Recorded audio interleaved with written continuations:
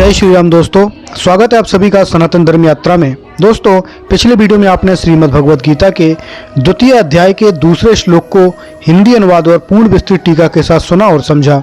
अब आइए चलते हैं श्रीमद् भगवद गीता के द्वितीय अध्याय के तीसरे श्लोक पर।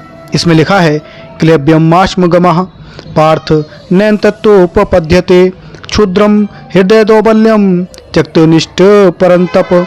अर्थात, हे पार्थ, तुम इस प्रकार नपुंसकता को मत प्राप्त हो, तुम्हें यह शोभा नहीं देता। हे परंतप, तुम इस क्षुद्र हृदय की दुर्बलता का परित्याग करते हुए युद्ध के लिए खड़े हो जाओ। श्री विश्वनाथ जी कहते हैं, क्लैब्यम क्लीव धर्म कातर्यम।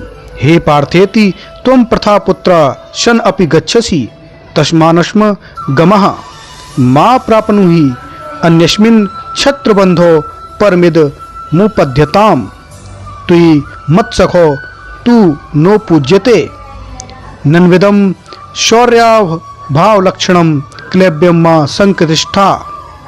किंतु भीष्म द्रोणादि गुरुषु धर्म दृष्टिया विवेकोयम धृतराष्ट्रेषु तु दुर्बलेषु मदस्त्राघात मासाध्य मर्तु मुध्येतेषु दैवेमिति तन्हा क्षुद्रमिति नैते तव विवेकदयो किंतु शोक मोहवेव त्वचा मनसो दौर्बल्यं को तस्मात् हृदय दौर्बल्यमिदं त्यक्त्वा उत्तिष्ठ।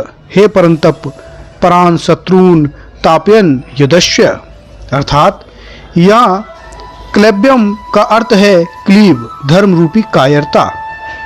हे पार्थ, तुम प्रथापुत्र होकर भी कातर हो रहे हो, अतः माँ स्मगम अर्थात कातर मत हो। किसी और अधम क्षत्रियो को यह शोभा नहीं दे सकता, परंतु तुम तो मेरे सखा हो, अतः तुम्हें यह बिल्कुल भी शोभा नहीं दे रहा कि तुम कहो कि हे कृष्ण, मेरी इस शूरता के अभाव लक्षण से युक्त कातरता के प्रति आशंका न करें। यह तो धर्म की दृष्टि से भीष्म द्रोण आदि गुरुओं के प्रति विवेक सम्मान है तथा मेरे अस्त्रों से घायल होकर मरणोन्मुख दुर्बल धृतराष्ट्र पुत्रों के प्रति दया का ही परिचय है। तो इसका उत्तर है क्षुद्रतम, अर्थात ये दोनों तुम्हारे विवेक और दया नहीं वरन शोक एवं मोह हैं। दोनों ही तुम्हारे मन की दुर्बलता के प्रकाशक हैं।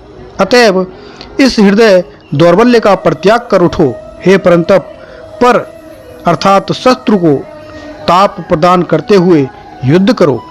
श्री भगवान ने कहा, सूरवीर और स्वधर्म में प्रतिष्ठित क्षत्रियों को युद्ध में कायरता शोभा नहीं देती। देवराज इंद्र के अंश से प्रथा के पुत्र होने के कारण इंद्र के समान ही तेजस्वी एवं बलवान हो।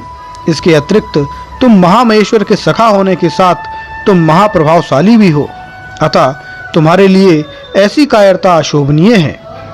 यदि तुम ऐसा कहो कि ये मेरी कायरता नहीं है बल्कि विवेक और दया के कारण ऐसा कह रहा हूँ, तो यह उत्तर यह है कि नहीं, ऐसा नहीं है। यह तुम्हारे विवेक और दया नहीं बल्कि मन की दुर्बलता स्वरूप शोक और मोह है, क्योंकि विवेक और दया से मन में भ्रांति उपस्थित नहीं होती।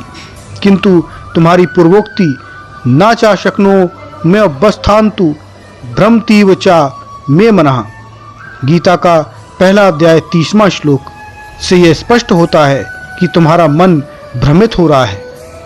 यहाँ तक जान लेना अप्रासंगिक नहीं होगा कि दुर्वासा ऋषि ने अपनी सेवा शुश्रूषा से प्रसन्न होकर कुंती को आवाहन करने का मंत्र देते हुए वरदान दिया था कि इससे तुम जिस देवता का आवाहन करोगी वे ही देवता तुम्हें दर्शन देकर तुम्हारे मनोरथ को पूर्ण करेंगे। महाराज पांडु के आदेश से कुंती ने उस मंत्र से धर्म, वायु और इंद्र का आवाहन किया। उसी के फलस्वरूप क्रमशः युधिष्ठिर, भीम और अर्जुन का जन्म हुआ। पांडु की दूसरी पत्नी माद्री के गर्भ से दोनों अश्विनी कुमारों के द्वारा नकुल और सहदेव का जन्म हुआ था। तो दोस्तों, ये जानकारी आपको कैसी लगी कृपया कमेंट बॉक्स में अवश्य बताइए। बने रहिए सनातन धर्म यात्रा के साथ और लेते रहिए रोचक एवं धार्मिक जानकारियां प्रमाणों के साथ।